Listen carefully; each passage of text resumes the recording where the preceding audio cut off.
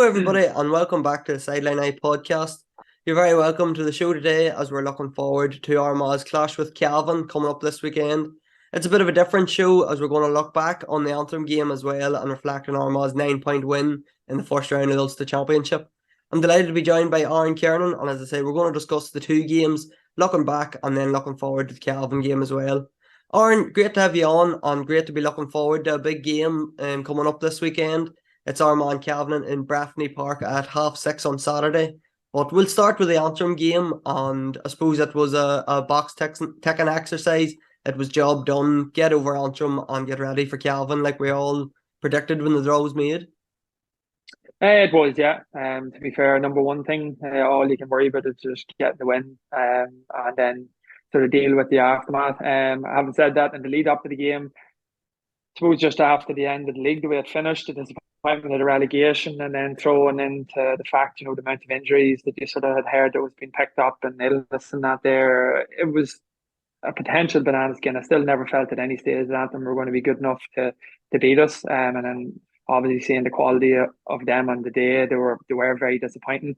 But from an Armagh perspective, got a win, most pleasing. Come through it without picking up any more injuries. But the fact then we went ahead and kicked 20 points, and in particular, the form of Conor Turbot and getting 8 points, and then obviously Shane McPartland getting his debut and kicking 4 was massive.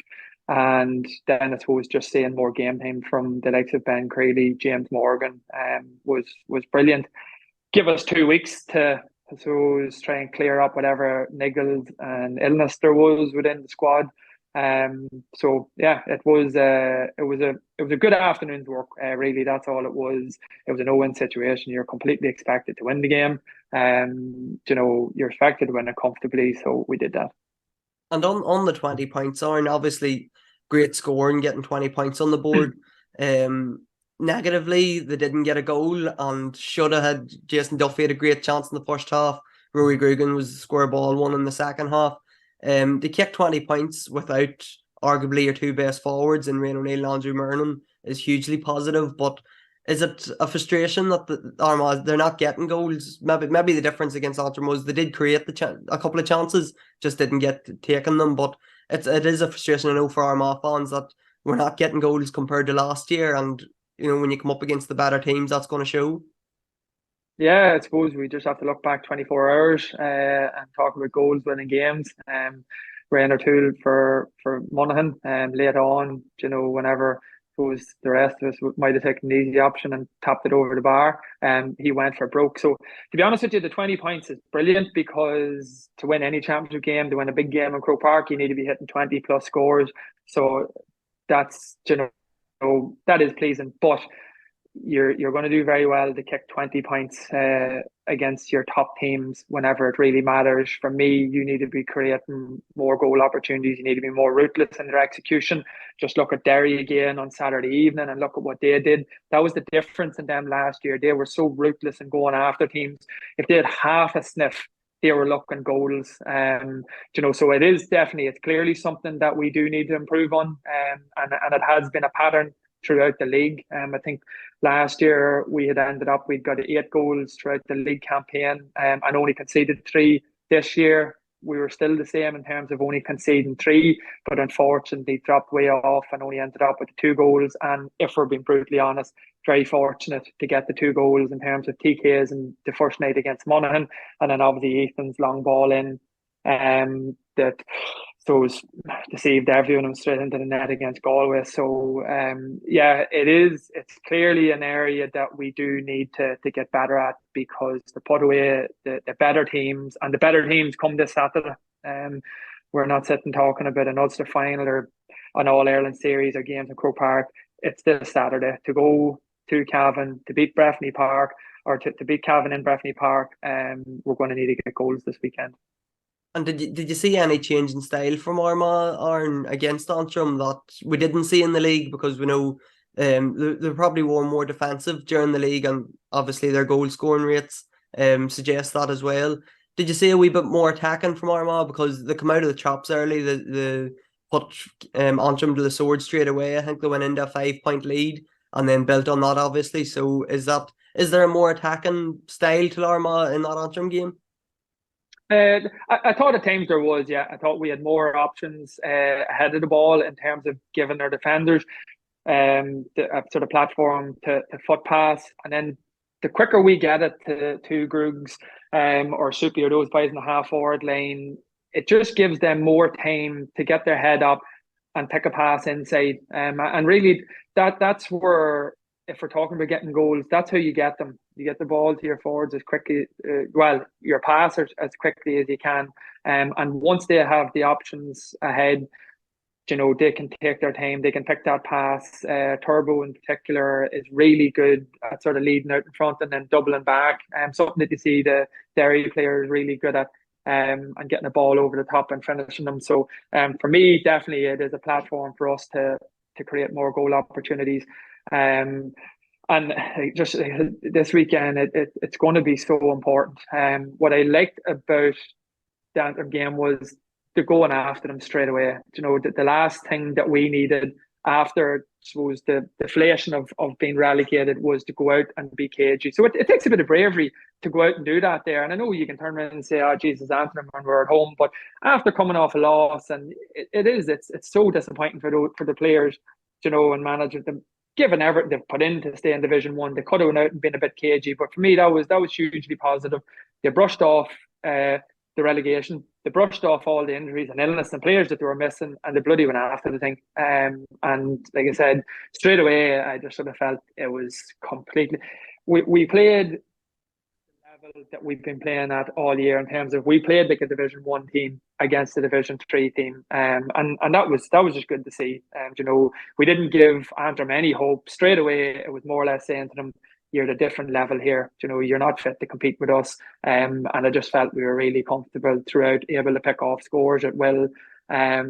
Probably was a wee bit of a stage in the second half whenever they got the goal and you're sort of looking at scoreboard and it's a bit closer than what really it should have been. But we went straight off the field again, a couple of long aggressive kickouts and picked off a couple of really easy scores without even them getting contact on us. So again, it just was an illustration of the golf in class. But we were willing to go and exploit that, which is all you can ask for. And just on that, going after them Orange straight away, it was Division 1 against Division 3. This weekend's Division 1 against Division 3, but next year it would be Division 2 against Division 2. So Cavan are obviously a step above Antrim, and we know that they shouldn't have been in Division 3. They were obviously better than Division 3, but can Armagh go after them straight away? Is that the way they should approach the game, or do you think it'll be a wee bit more cagey, especially given that it's in Breffni Park? I think it will be a bit more cagey, but the same token, I still feel we need to play to our strengths and go after them and try and play at a pace that suits ourselves. I think the more we play a sort of cagey tactical game, allowing other teams possession, you're just allowing other teams to stay in game. Now, I'm not talking about being stupid and kicking ball away, but even reverting back to us, it's great that we're here. It's championship, but I was over at the McKenna Cup game, and granted it was a wet night, it was lashing out of heaven, there was poor conditions, but Cavan didn't flood the defence that night. We probably played with way more back than what they did. But they left themselves not open, but they left themselves in a lot of one-on-one situations. And to be fair, on that night, it was the defenders' night. They were capable of taking the ball off ourselves. But, we're moved on a right few months now. Pitches are getting harder. Weather's getting better. We will if we have the options ahead of the ball, we will have plenty of opportunity to get it to our outlets in our half forward lane and to get it to the full forward lane in one-on-one situations that we can punish them in. And that's us at our strength. That's us whenever we're playing to the best of our ability or playing a style that suits the quality of player that we have. So I would like to see us trying to do our thing as much as possible. And I say, not being reckless, but just doing what comes natural to our boys from the start. And I think, realistically speaking, it's the only way we're going to win this game. If we think we're going to go over and sort of sit back and see how the game goes, you're just leaving yourself open all the time for an ambush. And I think one thing that I found, and I'm sure like our management would have noticed it. Like Cavan's style of play was very, very obvious that night in the McKenna Cup, and then obviously any of the footage you would have seen from them throughout the National League. The station two players right on the sideline on the 45-meter lane on the 45, and they had a man in the centre, and they were willing to kick from wing to wing and then trying to probe with runners coming off the opposite side. But what they also did that night against us, we had about 14 men markings only inside their 45. But it was very obvious, even in bad conditions, that once they got the ball to the wing, they were looking straight to someone leading from the edge of the wee square, nearly to the penalty spot, looking for a dink ball over the top. And that pass, even in that night in bad conditions, it was taking out 8 or 9 of our boys all the time. Now, it wasn't coming up off the ground, it was stuck in the mud, or their handling was poor because of conditions. But that's something that I feel we need to be really cagey for this weekend. I think if we're getting men behind the ball and that's their style, that's fine. That's what management want. But we need to bring war to them once they come in and say they're 45. If we think that we're going to play as only and give a team the quality that they have in terms of foot passers, then a ball winner in full forward. But then if you have the likes of McFeety and James Smith and these boys coming bombing off a full forward shoulder, you're not going to stop them. So if we're going to drop deep and we're going to defend the numbers, anything inside our 45 is a war zone, or else we're going to make it a very difficult afternoon for ourselves. So I think that was an interesting thing to see from them that night. Like I said, it was a clear game plan and how they wanted to play it. And it's something that I think we learned from it. Another one that they were very aggressive on was whenever we put a press on. Now, I know at times during the year, your listeners not there's a bit of frustration over Armagh not pressing. I thought sometimes against Galway, I thought we started to get a bit better press on while still having someone at the very back, where we weren't getting caught with a long bomb over the top, because Gleeson has a long direct kick in him. So does Galligan. If we do push aggressively, we just need to make sure that we always have someone sitting around the sixth position who's not getting sucked into the play, who'll stay goal side and read where the danger's going to come from. But again, that was something that was very evident that you could see Cavan were trying that night in the McKenna Cup, and I think it is something that definitely we can learn from looking back on the footage of it. And Aaron, just on that, the Armagh defence, I'm just thinking about the Antrim goal. Would that have been a massive concern for you? Because Connor Stewart come right through the centre of the defence and kicked the ball into the net, obviously. But Armagh, the game, it was over at that stage. It felt that Armagh, as you say, they were much superior. So was it just a moment in time that Armagh maybe switched off, or would you have been concerned about how Antrim got that goal? The only thing would be if you were Kieran McKeever, I can just guarantee you as a defensive coach, it would annoy him because to me it's a lapse of concentration. He would pride, or they would all be priding themselves on keeping clean sheets, keeping goals out. To me, it's not something that has been happening. It's not a sort of systematic issue, or it's not something that was continuously happening in every league game. Like I said, we conceded 3 goals in the league this year. We only conceded 3 in the league last year. So for me, no, it's not a massive issue. Realistically speaking, I would say, where the players maybe can't admit it, you take the foot off the gas. Like we're probably just getting it too easy in all aspects. There was no real danger. It didn't feel like the cut and thrust of a championship game where everything was on the line. And I would say, yeah, it was just a switch off and focus, and a switch off and concentration to allow him to run through. And I don't think it's something that would worry me too much. And like I said, Kieran would have been very annoyed that we give away a goal. But I can't see it being an issue this weekend. I think the central channels and the aggression levels for the 70 minutes, they'll be ramped up, but they need to be.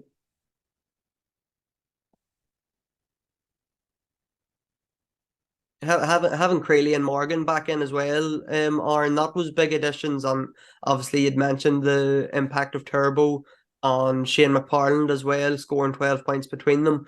Turbo really stepped up when we didn't have Rian O'Neill and Andrew Murnan, and we'll get on to them. Hopefully been fit to play this weekend, but Turbo really stepped up, and he's going to be, if he wasn't already, he's definitely going to be a marked man coming into Saturday. Yeah, he is. You'd be delighted for him. Like he's a player, I suppose, without heaping too much pressure on him. But in terms of how he strikes the ball, I'm just thinking of McManus's shot in the first half yesterday from the stand on the right hand side.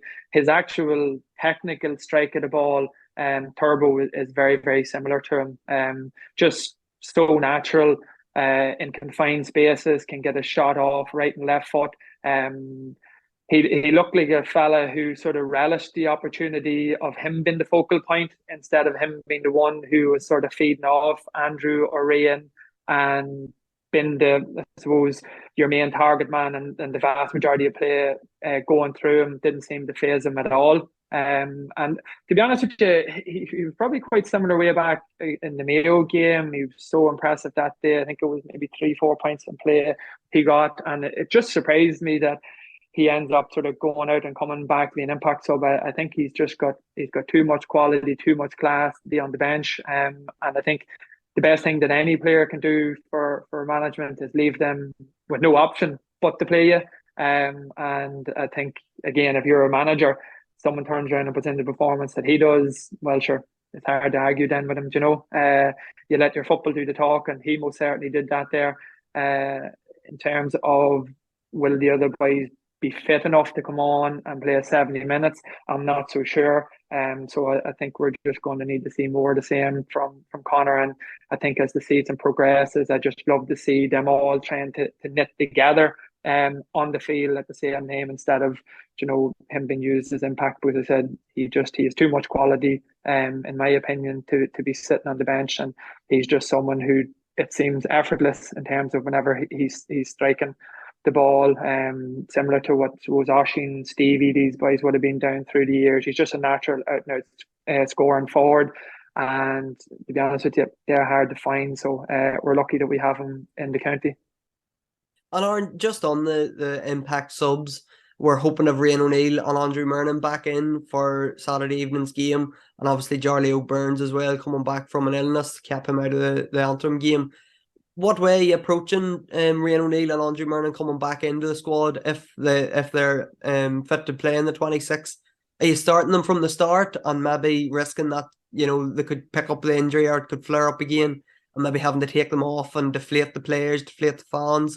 Or are you keeping them on the bench and hoping that with 15 or 20 minutes to go we can spring the two boys and hopefully get us over the line? To be honest with you, the sort of sound bites coming out from the camp in terms of the boys' involvement and your pitch based stuff. It seems to be very positive. You throw in Conor O'Neill as well to that there. I believe he's nearly back to full fitness and involved in the game based stuff. He's been missing since the Kerry game, so like it's hugely positive to have players of that caliber back involved. To be honest with you, I don't think that there would be any risk taken, not the way things are in terms of your medical teams and strength and conditioning teams. You'll not be involved in full training or game based scenarios unless you're fully fit, that they'll feel there's a risk with you.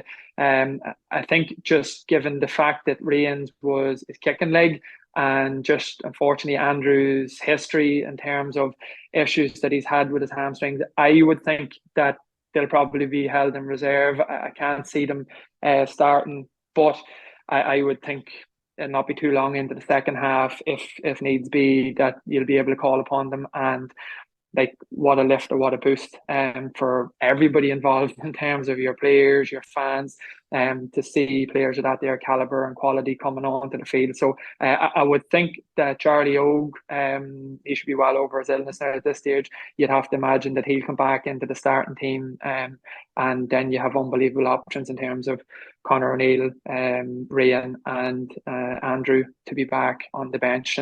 And like I said, whenever it's needed at whatever stage, I would think you would definitely be well capable of getting maybe 25-30 minutes out of them if they're needed.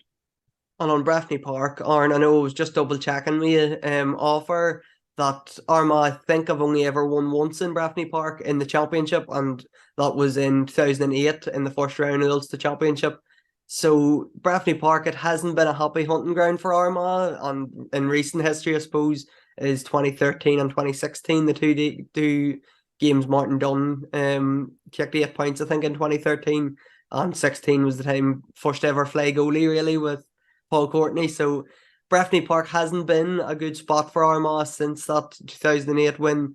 It's how big is home advantage in this in championship games, and how much can Cavan read into it or play into that? They seem to get good joy out of it anyway, particularly whenever it comes to us. Home advantage, it does have its perks in terms of you just sort of know the run of things. Cavan, probably similar to ourselves in Armagh, I'm sure they do a lot of their training at this time of the year in Breffni Park. So in terms of, you just know yourself, their bearings, your scoring zones, where suits you as a player. Every single Cavan player will know every blade of grass. But having said that, the way the inter-county game goes now, your sort of fitness levels and the quality of players, you adapt fairly quickly.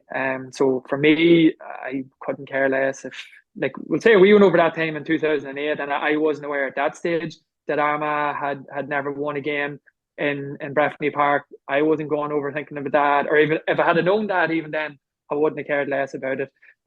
It's 2023. We can only beat them this Saturday in it. Never mind that McKenna Cup game early in the year. This is all that matters. So in terms of what's went before this or what might come after it, it's irrelevant. It's probably the boring thing now about controlling the controllables. So in terms of whether the pitch will be in great condition, referees, they're out of your control. It's what we do. It's who starts for us, how they perform, how many of our own individual battles we win. That's all that really matters. And to be honest, that's all players and managers will think about and focus on.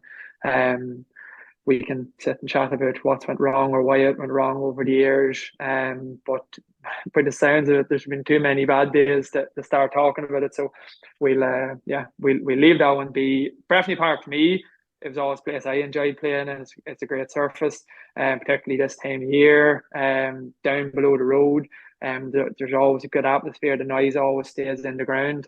So in terms of maybe an Armagh perspective, it's time to get on the road again and be vocal, turn out in numbers, and try and make it. We probably had as many people in Kerry as the Kerry people had. So maybe we might be able to do the same thing whenever we go to Cavan this weekend. And just on 2008, Aaron, you beat Cavan in the quarter final, beat Down in the semi final, and went on and won Ulster. Armagh, if they can beat Cavan here on Saturday, possibly playing Down in the semi final, maybe it's a good omen that they're taking on Cavan in Breffni Park. Yeah, it worked then, so why can't it work now? I would be honest, I expect Down to be in the semi final. I think they'll account for Donegal at the weekend also. So as long as we can hold up our side of the bargain and account for Cavan. I know there won't be Fermanagh sitting waiting for us in the final this time around, but again, we'll deal with that whenever we get to the Ulster final. Hopefully that's the plan, I'm sure anyway. Aaron, just before I let you go, how do you see it going? Do you think Armagh have enough to get over the line here? Or obviously it's not going to be easy. It's a big game for Armagh.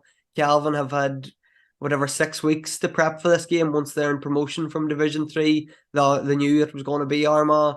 So probably they have the upper hand in terms of preparation. They have home advantage. But do you think the Armagh have enough to get over the line here? Absolutely, we have more than enough to get over the line. But no point me sitting telling you lies. From the McKenna Cup game and seeing how they played, I've been worried about this game since then. I think it's a game that we're really going to need to perform in. I don't think that it's the sort of game where we could be operating at 60-70%. It's just not going to be enough this weekend. Without downplaying Antrim too much, there was no nerves going into Antrim. There was no fear that you were going to lose that game. That's not the same this weekend. I'd be nervous about this weekend, and nerves are good because it means something's riding on it. You're up for it. You know what's at stake. But we just need to perform. I think we were in this situation last year. Similar situation. You're heading to Ballybofey, and we really felt now's the time to stand up. Now's the time to come of age and produce the goods in the Ulster Championship, and it didn't happen again.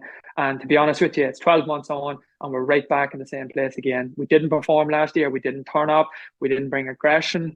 We didn't bring the passion and the sort of purpose that you would expect from ourselves. And it was so disappointing leaving Ballybofey. And realistically speaking, we're right back there again. We have to turn up, and like I said, we have to bring war.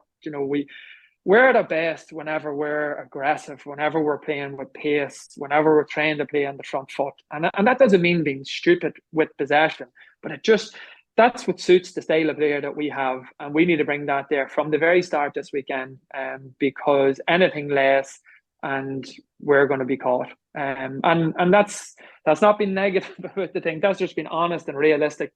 We're all the same. We just want to see Armagh getting to the next round. We want to see Armagh back winning Ulsters, but we can't win Ulsters. We can't progress in an All-Ireland series till we beat Cavan this Saturday night. So the opportunity is there. It's an unbelievable opportunity. It's brilliant to get out in front of 15, 16,000 people, whatever it is, and strut your stuff on the biggest stage, because that's why you put on a county jersey. That's why you go through the months of training, the months of torture, the months of sitting in the house, the months of missing out on so much.